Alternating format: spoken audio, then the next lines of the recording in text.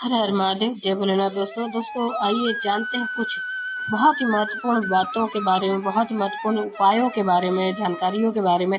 पूज्य गुरुदेव के श्रीमुख से उन्हीं की कथा के दौरान जब वो बता रहे थे, तो कुछ अंश को मैं यहाँ प्रस्तुत कर रही हूँ। तो चलिए सुनते हैं उन्हीं के श्रीमुख से बहुत ही महत्वपूर्ण जानकारी। शिव महापुराण की कथा कर रही है।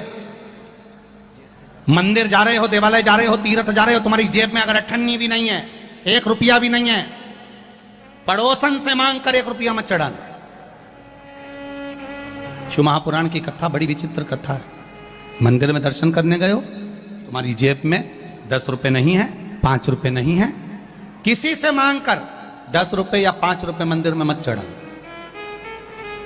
हम तो आपसे यहां भी कहेंगे, शिव महापुराण की कथा में भी आओ, तुम्हारे पास चढ़ाने के लिए नहीं है, तुम अपनी पड़ोसन से मांगकर बिल्कुल मत चढ़ाओ, बिल्कुल मत चढ़ाओ। क्यों?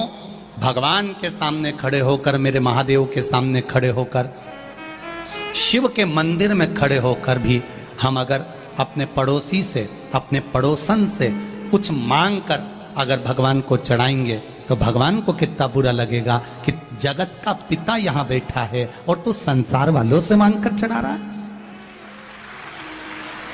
जगत का पिता यहां बैठा और तू संसार वालों से मांग रहा। अगर तुझे मांगना ही है तो शिव महापुराण की कथा कहती है, देव आदिदेव महादेव के मंदिर में किसी से मांग कर नहीं चढ़ाना। देव आदिदेव महादेव के मंदिर में अगर आप पूजन करने के लिए गए हो, भगवान शिव के मंदिर में अगर पूजन करने गए हो, तुम्हारी थाली में अगर कोई सामग्री कम भी है चलेगी, पर पड़ोसन की थाली में से उठाकर मत चढ़ाना। शंकर जी कहते हैं, फूल नहीं है मुझसे ले लो, बेलपत्र नहीं है मुझसे ले लो, धतूरा नहीं है मुझसे ले लो। शंकर जी कहते हैं, मेरे ऊपर चढ़ी हुई सामग्री तुम वापिस धोकर मुझे चढ़ा दो, पर किसी से मांग कर मत चढ़ाना, क्योंकि मैं दूंगा तो ज्यादा दूंगा। अब आप प्रैक्टिकल कर देखो। अब एक प्रैक्टिकल करिएगा आप। पड़ोसन की थाली में से जो जो सामान उसने थाली में रखा, जो जो सामान रखा, उसका नरियल, उसकी अगरबत्ती, उसका दिया, सब तुम उठा के भगवान पे चढ़ाया हो। एक बार प्रैक्टिकल करके देखना हो। अब पड़ोसन का मुंह देखना। फिर तुमने तो उसकी थाली में से उठाकर चढ़ा दिया, अब उसका मुंह देखो तुम जरा जोरदार। अभी तक तो वो ब्रह्म कुमारी थी, थोड़ी देर में चंद्र घंटा बनने में उसको देरी नहीं लगेगी, थोड़ी देर चढ़ा दिया तुमने तो महादेव। अब पड़ोसन को ये लगना चाहिए कि मैंने नहीं चढ़ाया तो इसने चढ़ा दिया, उसमें क्या दिक्कत है। पर नहीं, उसका मुंह फूल गया, मेरी थाली, मेरा सामान, मेरी पूजन की सामग्री इसने कैसे चढ़ा दी, इसने कैसे दे दिया, बुरा लग जाए। पर अब शिव जी के पास में बेलपत्र चढ़ी है, शंकर जी के पास में बेलपत्र चढ़ी है, शंकर जी के पास में धतूरा चढ़ा है। शिव जी से बेलपत्र मांगा तुमने, शंकर जी से बेलपत्र लिया तुमने, और वही बेलपत्र देवादिदेव महादेव का लेकर तुमने शंकर जी को चढ़ा दिया। शंकर जी को बुरा नहीं लगा, शंकर जी प्रसन्न हुए हैं। क्यों? शंकर जी ये जानते हैं, बहू सास से कुछ मांगे तो अच्छी लगती है, बहू पड़ोसन से कुछ मांगे तो अच्छी लगती है क्या? अरे बोलो तो री बेटमा की जीजिए। तुम्हारे घर की बहू, तुम्हारे घर की बहू तुम्हारे यहाँ कोई मिलने आया, अड़ोसन पड़ोसन, उससे कह दे, मम्मी तुम, काकी जी हमको ला दोगी क्या, काकी जी हमारे यहाँ तुम अचार ला दोगी क्या, काकी जी तुम ये सामान ला दोगी क्या, तो सास को बुरा नहीं लगेगा? सास का नाम लिया तो लाइट भी आई गई।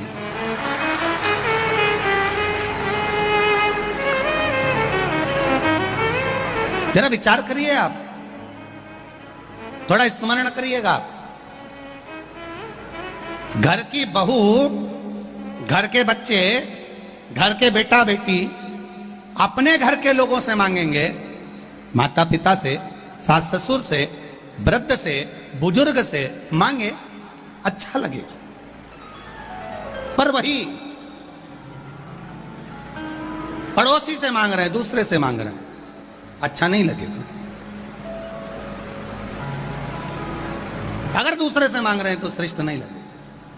मेरा महादेव भी ऐसा ही है, मेरा देव अधिदेव महादेव भी यही कह रहा है।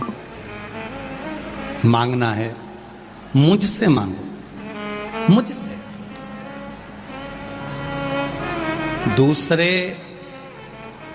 देंगे तो तेरा पेट नहीं भराएगा, दूसरा अगर देगा तो तेरा पेट नहीं भराएगा। देवाधिदेव महादेव कहते हैं अगर गोरापति शिव शंकर औघड़ी अगर देगा तो आधा चावल के दाने से जब वो संसार का पेट भर सकता है, त्रिशूल को मात्र हिलाने से पूरे ब्रह्मांड को हिला सकता है।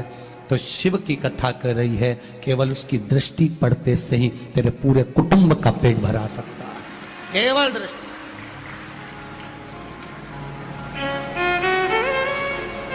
भोलेनाथ दया करना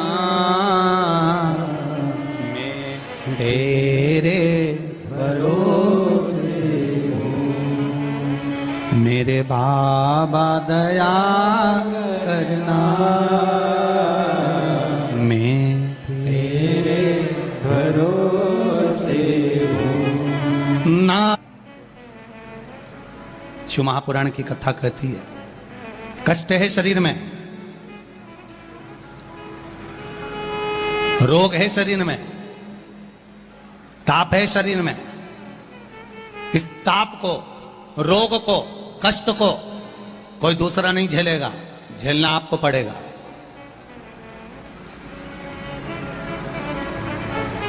झेलना आपको पड़ेगा। शिव महापुराण की कथा कहती है जब ताप आपको झेलना है, कष्ट आपको झेलना है, रोग आपको झेलना है, तो भजन भी जम के बोलो, जरा जम के, आपको ही करना है। कोई दूसरा तुम्हारे हिस्से का भजन नहीं करेगा, कोई दूसरा नहीं करेगा, आपको ही करना है।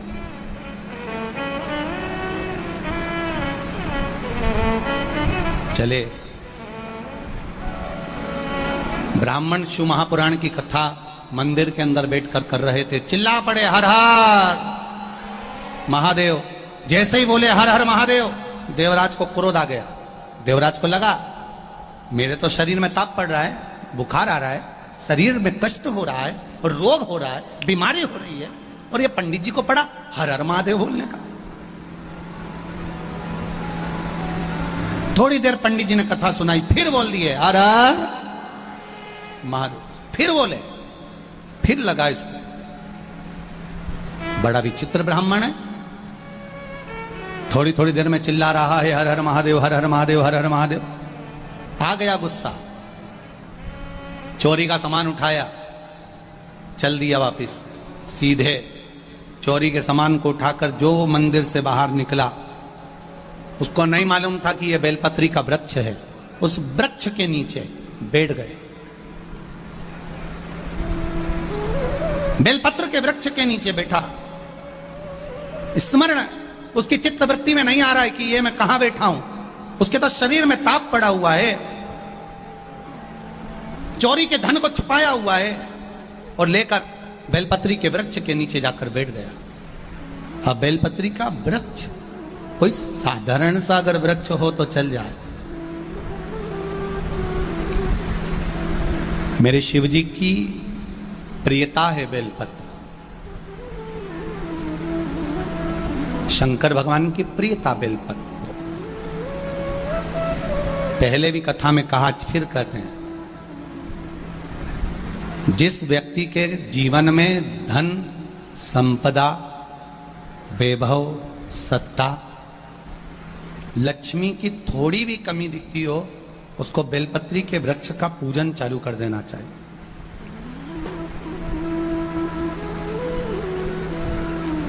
जाओ सोमवार के दिन बेलपत्र वृक्ष के नीचे जल चढ़ाकर, जल का सिंचन कर कर, उसी बेलपत्र के नीचे शाम के समय पर, संध्या काल में, प्रदोष काल में भगवान देवाधिदेव महादेव गौरी शंकर का स्मरण करो। बेलपत्र की जड़ की ओर, बेलपत्र की तना की ओर, बेलपत्र के वृक्ष की ओर तुम्हारा मुख हो। कोई आसन नहीं, कोई आसन नहीं, केवल बेलपत्र के वृक्ष की ओर तुम्हारा मुख हो। जहां बेलपत्री का वृक्ष है उसके नीचे बैठकर, उसकी छाया में, उसकी ओट में पंचाक्षर मंत्र नमः शिवाय, या फिर षडाक्षर मंत्र ओम नमः शिवाय, या फिर श्री शिवाय नमस्तुभ्यम का स्मरण कर कर अपने हृदय की बात गौरी शंकर से, महादेव से कहे। शिव महापुराण की कथा कहती है 7 दिनों में एक दिन सोमवार का ऐसा होता है जिस दिन 33 कोटि देवी देवता बेलपत्री के वृक्ष के नीचे बैठकर भगवान शंकर और पार्वती का स्मरण करते हैं और शिव पार्वती उनकी झोलियां खुशियों से भरते हैं। देवता भी जिनका भजन कर रहे हैं वो बेलपत्री के वृक्ष के नीचे। लक्ष्मी, मां लक्ष्मी भी बेलपत्र के वृक्ष के नीचे निरंतर विराजमान होती है। और आप लोगों से एक निवेदन और करना चाहेंगे, ये मनुष्य का शरीर जब तक रहे, ये मानव की देह जब तक रहे, जिंदगी में एक बेलपत्री का वृक्ष अपने रहते रहते कहीं पर भी लगाना, उसको बड़ा करना, उसको बड़ा कर कर जैसे अपने बच्चे को बड़ा करते हो ऐसे लगाकर बड़ा कर कर महादेव से कहना कि मैंने अपनी जिंदगी में, मैं मर भी जाऊं, मेरे प्राण छूट भी जाएं, मेरे जाने के बाद मेरे घर के लोग एक लोटा जल चढ़ाएं ना चढ़ाएं, बेलपत्री चढ़ाएं ना चढ़ाएं, पर ये वृक्ष मैंने बेलपत्री का लगा दिया, अगर मैं मर भी गई तो मेरे मरने के बाद भी मेरे हाथ की बेलपत्र महादेव को चढ़ती रहेगी, महादेव को प्राप्त होती रहेगी। लगाओ, एक बेलपत्री के पौधे को छोटे से बड़ा करो, बड़े से बड़ा करो, बड़े से बड़ा करो, और बड़ा करने के बाद उसको कहीं तुम्हारी मर्जी पड़े जहां उस बेलपत्री के वृक्ष को लगाओ। चले भी गए तो तुम्हारे हाथ का लगा हुआ बेलपत्री का पौधा, तुम्हारे हाथ की वो बेलपत्र देवादिदेव महादेव को चढ़ती रहेगी। चले भी गए कि क्या ले जाओगे, क्या लाए, तुम कहना मेरा पुण्य मेरे साथ में जाएगा, मैंने जो दान करा, मैंने जो पुण्य करा, मैंने जो सत्कर्म करा, सावन के महीने में, अधिक मास के महीने में, चतुर्मास के महीने में मैंने अगर किसी भूखे को भोजन कराया, एक गिलास पानी पिलाया है, मैंने अगर किसी रूप में भी किसी की सहायता करी है, वो पुण्य मेरा मेरे साथ जाएगा, वो किसी दूसरे के साथ नहीं जाएगा। हमारा करा गया कर्म हमारा। बाणासुर शिव का उपासक, एक काम था उसका, बाणासुर का, एक बेलपत्री को शंकर भगवान पर समर्पित करता था, एक बेलपत्र शिव को समर्पित।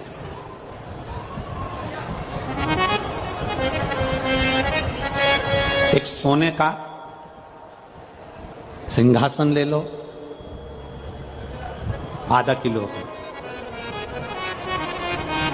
आधा किलो सोने का सिंहासन बनवाओ, उस पे एक शालिग्राम भगवान की शिला रख दो, उनका श्रृंगार भी सोने से कर दो, हीरे पन्ने से कर दो, और उस सिंहासन को किसी एक ब्राह्मण को अगर हम दान कर दें, उससे दुगना फल एक बेलपत्री शंकर भगवान को समर्पित करने से प्राप्त हो जाता है। सोने के सिंहासन पर बिठाकर भी शालिग्राम शिला को हम किसी को दे रहे हैं, जितना पुण्य वो प्राप्त होगा उससे दुगना पुण्य एक बेलपत्र शंकर भगवान को मात्र समर्पित कर देने से उतना पुण्य हमें पहुंच जाता है। एक बेलपत्र, एक बेलपत्र साधारण है क्या? ये बेलपत्र कोई सहज है क्या?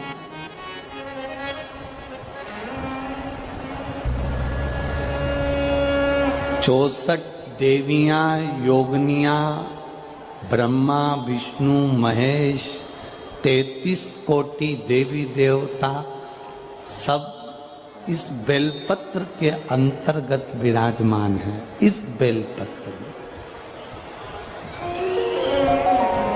बारिश का मौसम चल रहा है, सावन भादो, ये सब बारिश के मौसम है, आप जिंदगी में एक काम अच्छा करिएगा।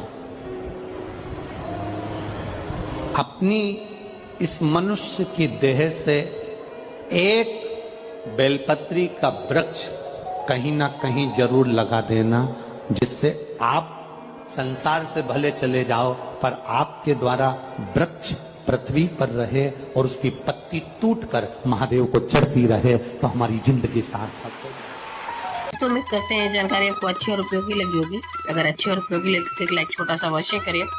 आप पहली बार मेरे चैनल पे आए तो मेरे चैनल को सब्सक्राइब करिए, बेल नोटिफिकेशन अवश्य दबाइए, जिससे आने वाले वीडियो आपको समय से प्राप्त हो सके। दोस्तों कोई भी प्रश्न या सुझाव कमेंट बॉक्स में लिख सकते हैं।